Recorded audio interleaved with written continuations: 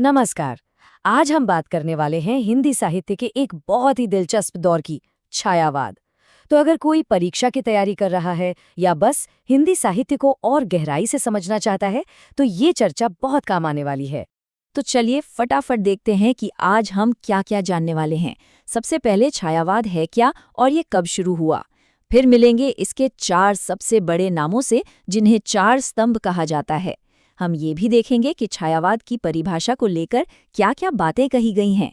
और हाँ, इसके सबसे प्रमुख कवि जयशंकर प्रसाद की काव्य यात्रा को भी समझेंगे। और आखिर में एग्जाम के लिए एक क्विक समरी भी होगी। तो चलिए सबसे पहले एकदम बेसिक सवाल से शुरू करते हैं। ये छायावाद आखिर है क्या और ये दौर कब का है? तो देखिए, छायावाद असल में एक तरह का रिएक्शन था। इससे पहले जो द्विवेदी युग था ना, उसकी कविताएं बड़ी नैतिक और उपदेश देने वाली होती थीं। छायावाद ने उस चीज को बदला और भावनाओं, कल्पना और व्यक्तिगत अनुभवों को सबसे आगे रखा। और एक मजेदार बात यह है कि इस आंदोलन का नाम कैसे पड़ा, इसकी भी अपनी एक कहानी है।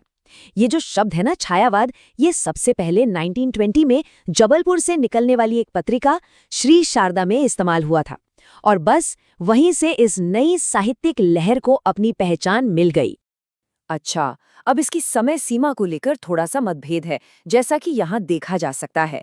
अलग अलग विद्वानों ने थोड़ा अलग अलग टाइम बताया है, लेकिन ज्यादातर लोग मानते हैं कि छायावाद का दौर 1918 से 1936 तक का था। इसकी शुरुआत मानी जाती है जयशंकर प्रसाद की रचना झरना के प्रकाशन से, और इसका अंत माना जाता है सुमित्रा नंदन पंत की युगांत से। तो ये 2 नाम याद रखने वाले हैं, झरना से शुरू और युगांत पर खत्म। चलिए अब आगे बढ़ते हैं और मिलते हैं उन महान कवियों से जिन्होंने इस पूरे आंदोलन की नींव रखी। जैसे हर बड़ी इमारत के पिलर होते हैं, वैसे ही छायावाद के भी 4 मजबूत स्तंभ माने जाते हैं। तो ये है वो 4 स्तंभ। इनमें से 3 यानी जयशंकर प्रसाद, सूर्यकांत त्रिपाठी निराला और सुमित्रा नंदन पंत, इन्हें मिलाकर वृहत त्रय या मतलब बड़ी तिकड़ी कहा जाता है। महादेवी वर्मा को मिलाकर ये 4 स्तंभ पूरे होते हैं। वैसे एक लघुत्रय भी है जिसमें 3 वर्मा सरनेम वाले कवि थे, पर मुख्य तौर पर जब भी छायावाद के स्तंभों की बात होती है तो प्रसाद, पंत, निराला और महादेवी वर्मा, इन्हीं 4 का नाम सबसे पहले आता है। अब एक और दिलचस्प बहस कि छायावाद का असली संस्थापक कौन था। देखिए, ज्यादातर लोग तो जयशंकर प्रसाद को ही इसका प्रणेता मानते हैं, लेकिन सब लोग इस पर एकमत नहीं थे। आचार्य रामचंद्र शुक्ल ने मुकुटधर पांडे और मैथिली शरण गुप्त का नाम लिया, तो वहीं नंद दुलारे वाजपेयी ने सुमित्रा नंदन पंत को ज्यादा महत्व दिया। प्रभाकर माचवे तो माखनलाल चतुर्वेदी को इसका श्रेय देते हैं। तो मतलब इस पर भी अलग अलग विचार रहे हैं। एक और बहुत गहरी बात यह है कि ये जो चारों स्तंभ थे ना, इनकी कविताओं पर अलग अलग दर्शन यानी फिलॉसफी का गहरा असर था।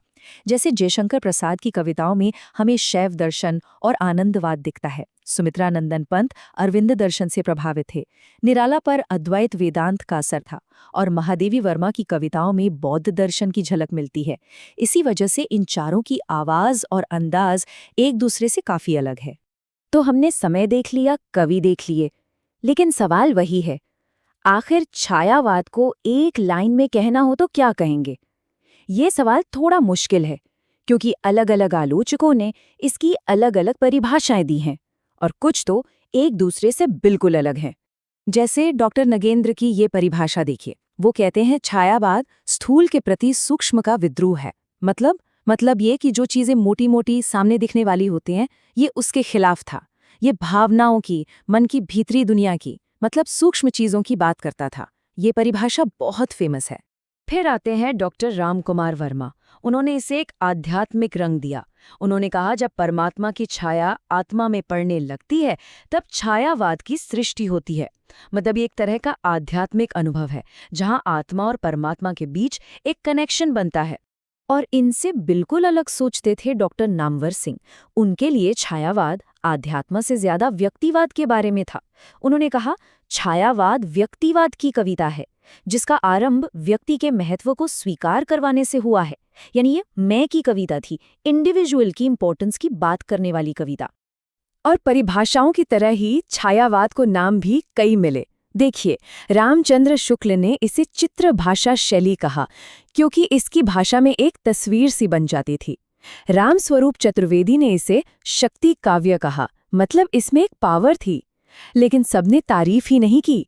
लाला भगवान दीन जैसे आलोचकों ने तो मजाक में इसे छोकरावाद तक कह दिया, और डॉक्टर बच्चन सिंह ने इसे स्वच्छंदतावाद यानी कि रोमांटिसिज्म कहा, जो शायद सबसे सटीक नामों में से एक है। इन सारी परिभाषाओं और नामों को समझने का सबसे अच्छा तरीका है कि हम इसके सबसे बड़े कवि जयशंकर प्रसाद के काम को देखें। चलिए उनकी काव्य यात्रा पर एक नज़र डालते हैं, इससे हमें छायावाद का पूरा सफर समझ में आ जाएगा।